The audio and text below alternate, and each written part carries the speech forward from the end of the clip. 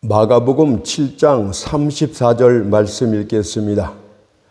하늘을 우러러 탄식하시며 그에게 이르시되 에바다 하시니 이는 열리라는 뜻이라. 아멘.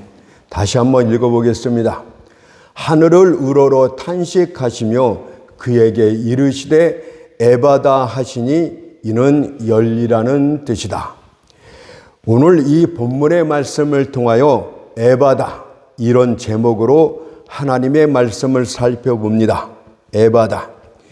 예수께서 두로와 시돈을 거쳐 갈릴리 동쪽 데가볼리 지경으로 나아가셨습니다. 그곳 사람들은 대부분이 이방인들이었고 예수께서 그곳에 이르셨다는 소문이 퍼지자 수많은 각색 병자들이 모여들었습니다. 특히 그 중에서도 귀먹고 어눌한 자가 사람들에 이끌려 나와 병낫기를 간구합니다. 예수께서는 그 병자를 따로 데리고 무리로부터 떠나 손가락을 그의 양귀에 놓고 손에 침을 뱉어 그의 혀에 대시며 하늘을 우러러 에바다라고 하셨습니다. 에바다란 열려라는 뜻으로서 이에 그의 병이 즉시로 나음을 입었습니다. 그것을 마가복음 7장 34절 35절에 기록합니다. 하늘을 우러러 탄식하시며 그에게 이르시되 에바다 하시니 이는 열리라는 뜻이라. 그의 귀가 열리고 혀에 맺힌 것이 곧 풀려 말이 분명하더라 라고 했습니다. 우리 주님께서는 병자를 고치실 때 여러 가지 다른 방법들을 사용하셨습니다. 어떤 때는 병자를 안수하심으로써, 다른 때는 손에 침을 뱉어 대심으로써, 또 다른 때는 말씀만으로 고치시기도 하셨습니다. 만일 주께서 한 가지 방법만으로 병자를 고치셨다면 사람들은 기적에 대해서 아주 잘못된 판단을 했을 것입니다. 병고침이 하나님의 능력으로 되었다는 생각보다는 그것을 하나의 주술적인 행위로 받아들였을 것입니다. 따라서 주님께서는 병을 고치실 때에 아주 다양한 형태로 행하심으로써 미신적인 행위를 금하셨습니다. 예수님의 전 생애는 한편의 설교이셨습니다. 주께서는 말씀뿐 아니라 행하신 기적들을 통해서도 사람들을 가르치셨습니다.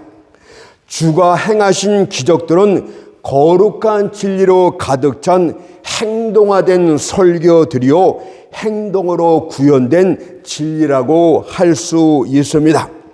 따라서 본문에서도 귀머거리 된 자를 고치신 기적 속에는 복음적인 영적 교훈이 충만합니다.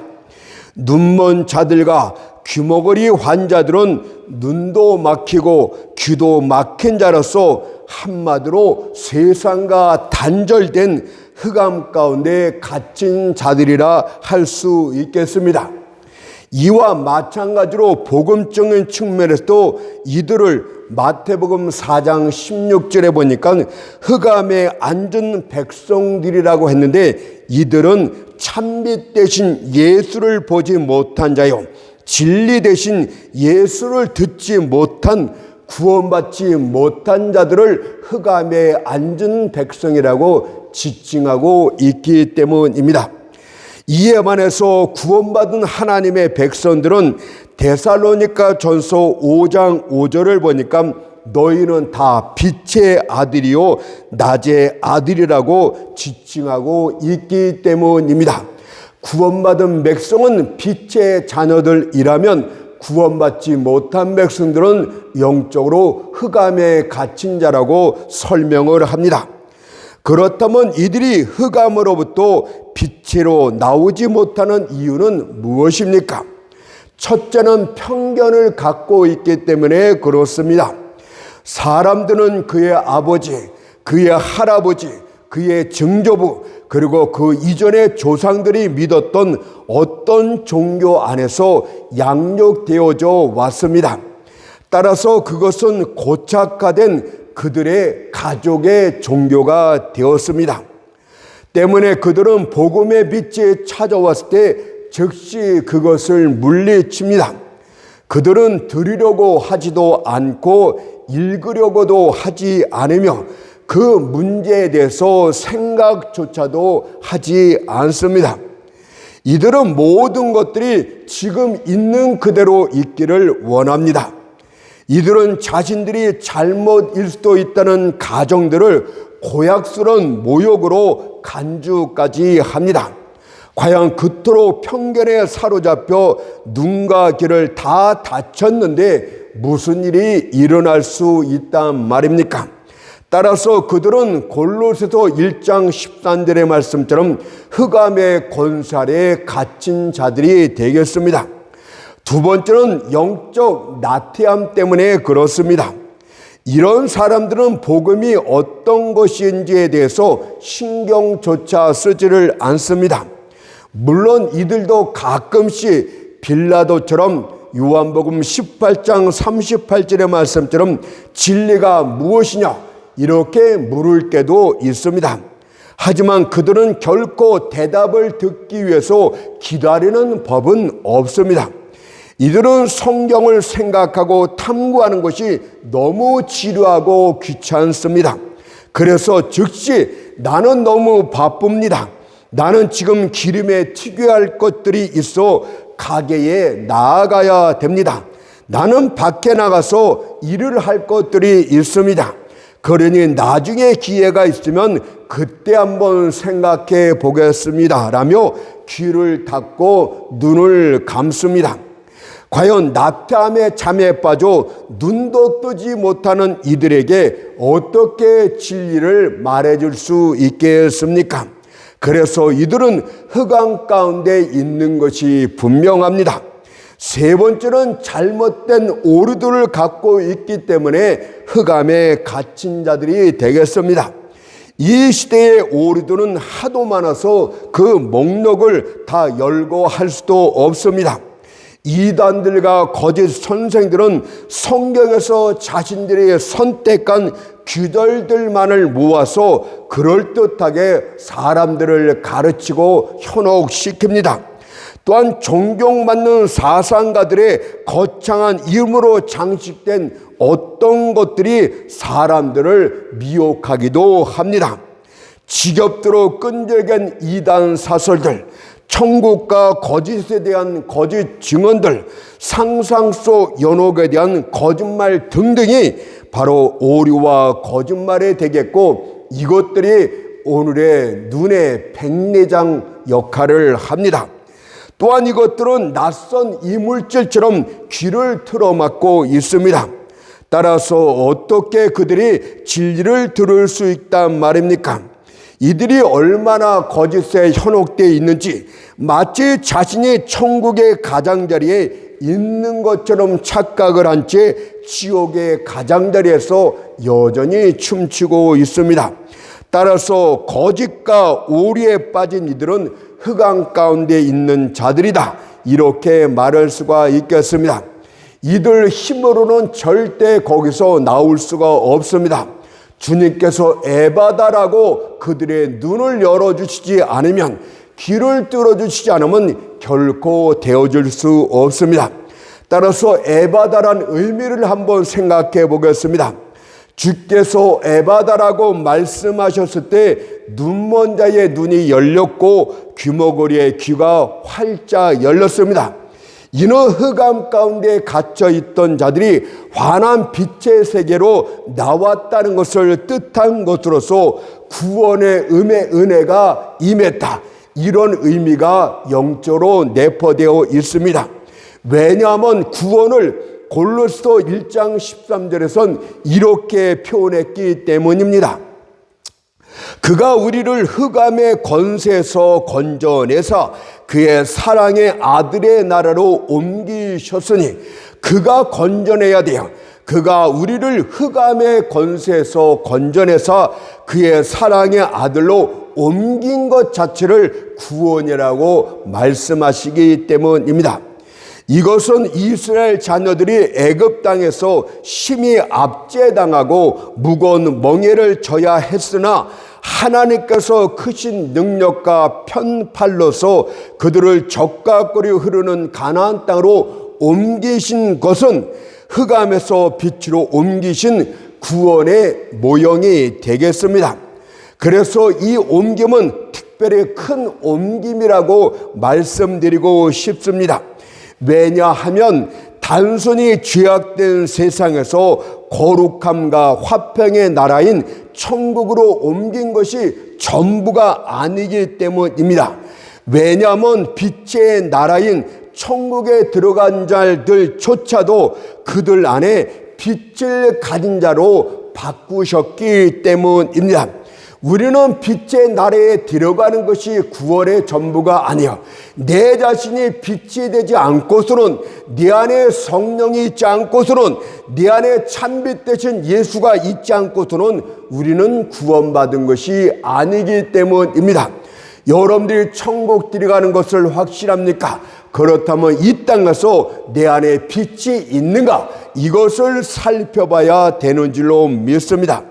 다시 말해서 죄인들이 거룩한 백성으로 바뀌어가는 과정이 이 땅에서 나타나는 것이 구원이다.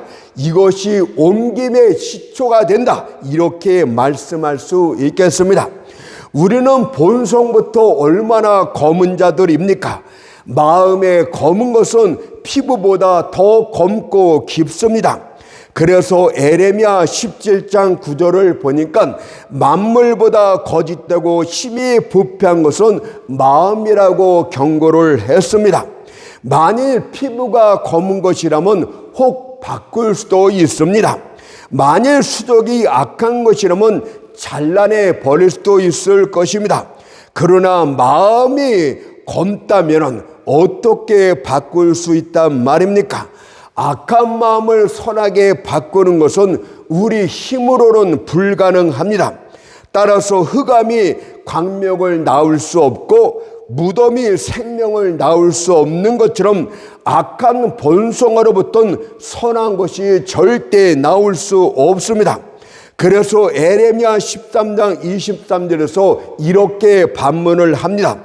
구수인이 그 피부를 표범이 그 반점을 변할 수 있느냐 할 수 있을진데 익숙한 너희도 선을 행할 수 있으리라. 불가능하다 이 뜻 아닙니까? 그러나 우리 주님께서 에바다라고 하시면 닫혔던 눈이 열리고 막혔던 귀가 열려 흑암에서 빛으로 나오게 됩니다. 그들의 심령 안에 빛이 자리하게 됩니다. 생각해 보십시오. 과연 하나님께서 하실 수 없는 일이 무엇이란 말입니까? 전능하신 하나님께서 불가능한 일이 어디 있단 말입니까? 그분께서는 태고의 흑암을 향해서 빛이 있으라 말씀하심에 광명이 나타났습니다. 그분께서는 태고의 혼돈을 질서로 변화시키셨습니다. 그러므로 하나님께서는 멸망당할 사람들, 이를테면 주정뱅이, 욕쟁이, 새꼴 따위를 정결하고 순전한 사람으로 얼마든지 바꾸실 수 있습니다. 불신자가 헌신된 자가 될 수 있고 하나님을 모독하는 자가 은혜로운 자가 될 수 있습니다. 애초에 우리를 지으셨던 하나님께서는 우리를 새롭게 얼마든지 바꾸실 수 있습니다. 시계가 고장 났다면 그것을 제작한 사람이 가장 잘 고치지 않겠습니까? 그렇다면 마음이 고장난 경우도 마찬가지가 되겠습니다. 애초에 심령을 만드신 하나님이 가장 잘 고칠 수 있습니다. 이것은 은혜의 언약 속에서도 제시된 내용이기도 합니다. 에스겔 36장 26, 27절을 보니까 내가 새 영을 너희 속에 두고 새 마음을 너희에게 주되 너희 육신에서 굳은 마음을 제하고 부드러운 마음을 줄 것이며 또 내 신을 너희 속에 두어 너희로 내 율례를 행하게 하리니 너희가 내 규례를 지켜 행할지라. 우리 안에 새 영을 부어주십니다. 무섭고 두려워 떠는 종의 영을 바꾸어서 하나님의 자녀된 양자의 영을 주시겠다. 또 새 마음을 너희에게 주시겠다. 단단하고 완악한 마음을 바꿔서 아주 부드러운 마음, 하나님 앞에 민감한 마음을 주시겠다. 또한 새신, 내신, 성령까지도 너희 안에 넣어주시겠다. 그래서 내 율례를 지키게 하겠다. 이렇게 바꾸셨는데 바꾸지 않을 자가 누가 있단 말입니까? 반드시 구원받은 백성은 빛의 자녀답게 흑암에서 빛으로 바꿔지게 됩니다. 만일 사악한 사람이 변화됨이 없이 천국에 들어간다면 어떻게 될까요? 변화되지 않고서 천국에 들어갈 것이라고 생각하고 있는 형식주의자들에게 말씀드리겠습니다. 마음에 빛이 없는 자가 빛의 나라인 천국에 들어가게 되면 그때부터 그것은 천국이 아닙니다. 죄인에게는 죄 밖에는 즐거운 것이 없습니다. 천국에 무엇이 즐거운 것이 있겠습니까? 그에게는 주일날은 우울한 날일 뿐입니다. 교회에 나가는 것은 정말 지루한 일입니다. 그런데 그런 죄인이 빛의 나라인 천국에서 영원토록 그런 일을 한다는 것은 또 다른 지옥이 되는 것입니다. 그것은 마치 공중 나는 새를 바다 밑바닥에 두는 것과 같고 물고기를 공중에 있게 하는 것과 똑같습니다. 그러므로 여러분은 새로운 성질을 가져야 됩니다. 예수께서 새로운 마음, 새 성품을 주실 수는 에바다, 구원의 은총이 임해야 됩니다.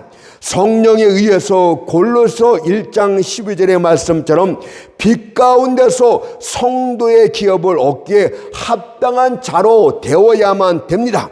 바로 이것이 에바다가 갖고 있는 구원의 은총이 내게 임했다, 이런 의미가 되겠습니다.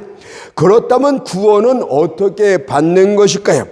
여기에 나오는 귀머거리는 물론이거니와 복음서에 나오는 모든 각색 병든 자들은 사회에서 소외당하고 하찮은 부류의 사람들이었습니다.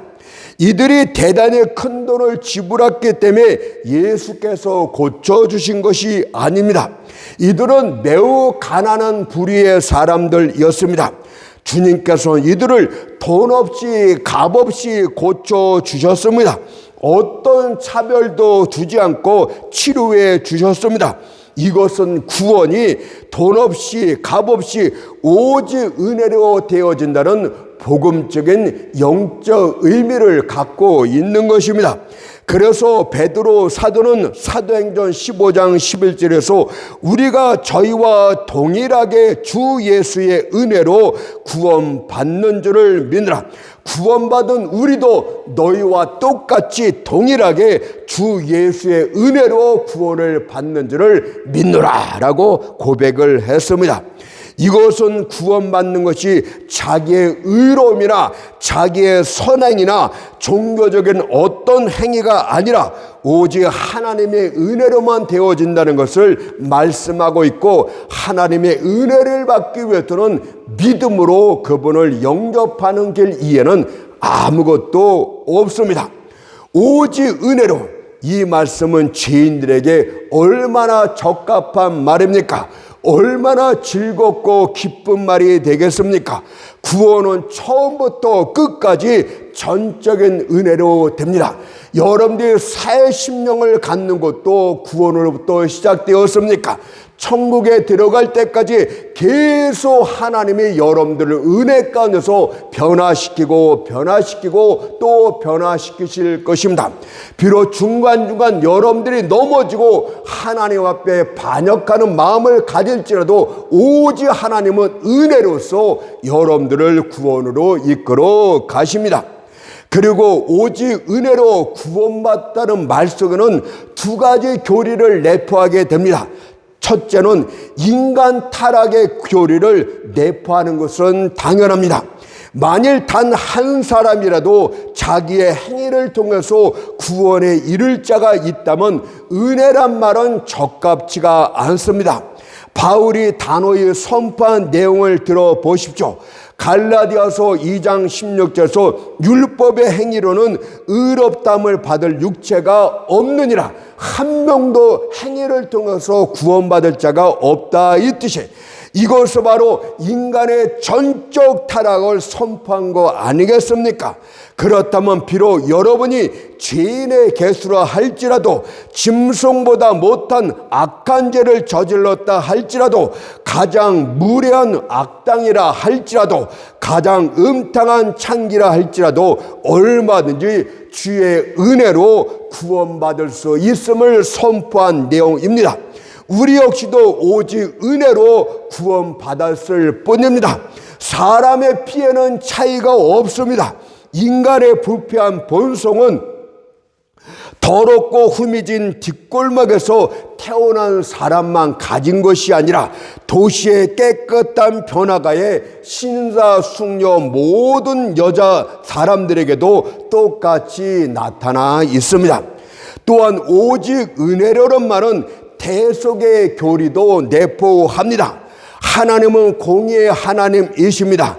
따라서 그분께서는 절대 죄를 간과하거나 눈 감아주지 않습니다. 따라서 하나님의 공의가 만족되지 않고서는 누구도 구원받을 수가 없습니다.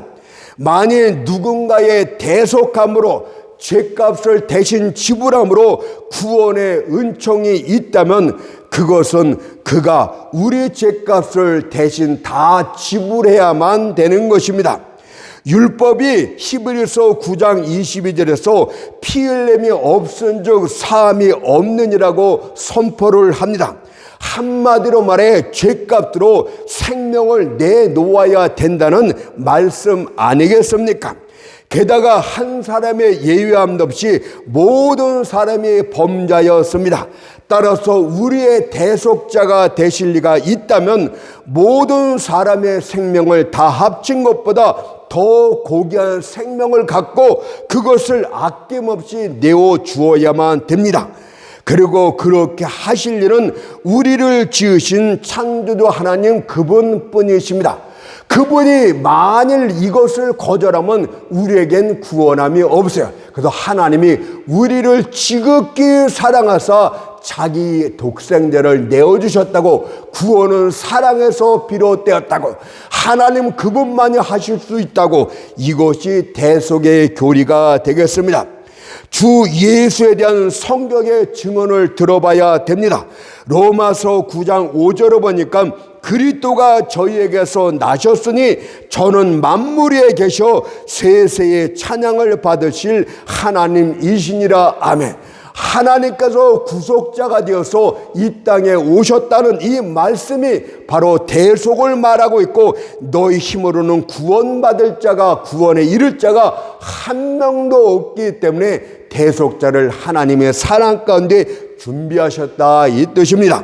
십자가에 못 박힌 채 공중 높이 달리셨던 그분은 바로 만물을 창조하셨던 그 하나님이시고 만유를 다스리시며 영원히 복되신 하나님 그분이셨습니다.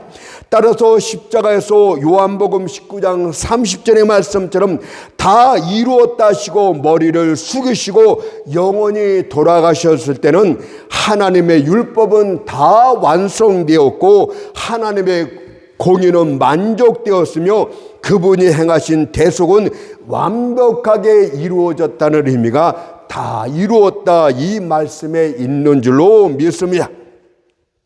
따라서 대속은 기독교의 두뇌요 척추가 됩니다.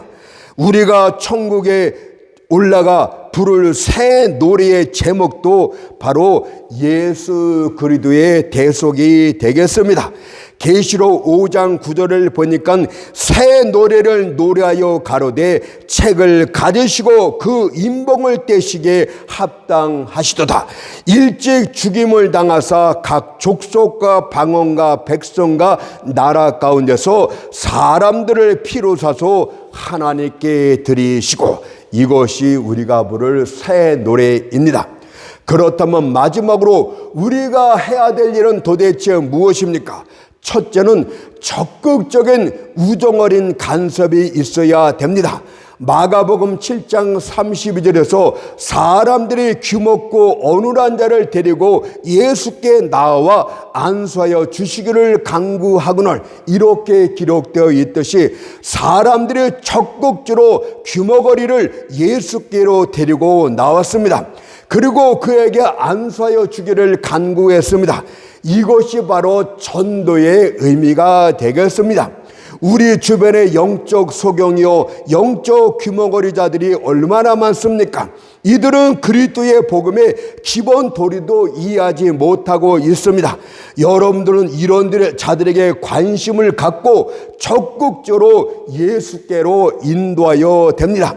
또한 이들을 위해서 구원해 줄 것을 날마다 주께 간구해야 되는데, 이것이 바로 전도임을 오늘 본문에서 은연중에 우리에게 가르쳐 줍니다. 두 번째, 마지막은 이들이 예수님과 접촉할 수 있게 만들어 주어야 됩니다. 이들이 귀먹고 어눌한 자를 주 앞에 데려왔을 때 주님과 처음 접촉을 갖게 됩니다. 이것은 설교자가 해야 될 일입니다. 설교자는 설교를 통해서 이들이 느끼고 이해하고 예수가 누구인지를 정확하게 알 수 있도록 힘써 설교를 준비해야 됩니다. 예수님과의 접촉은 육체적인 접촉이 아니라 영적인 접촉이듯이 설교자는 성령 충만한 상태에서 복음의 진리를 명쾌하게 증거해 주어야 됩니다. 설교자 되신 여러분들, 헛된 말을 해서는 안 돼요. 영혼들을 놓고서 정치 이야기해서는 안 돼요. 여러분들이 얼마나 많은 영혼들을 죽이고 있는 존재를 알고 계십니까? 손에 피를 묻히지 맙시다. 예수께서는 그때에 앞에 나온 영적 병자들을 향해서 에바다라고 말씀하시고 너에게 빛이 활짝 열렸다고 말씀해 주실 것입니다. 그때 마가복음 7장 35절의 말씀처럼 그의 귀가 열리고 혀에 맺힌 것이 곧 풀려 말이 분명해졌다고 말하고 있듯이, 전도도 중요하고 설교도 중요하지만 예수께서 에바다라고 말씀하실 때 궁극적인 구원이 있습니다. 비로소 그가 흑암에서 나와 예수님을 보고 들을 수 있는 빛의 자녀가 되었습니다. 그는 이제 그리스도 안에 있는 새로운 피조물이 되었음을 고린도서 5장 17절을 읽고 마치겠습니다. 그런즉 누구든지 그리스도 안에 있으면 새로운 피조물이라. 이전 것은 지나갔으니 보라 새 것이 되었도다. 아멘.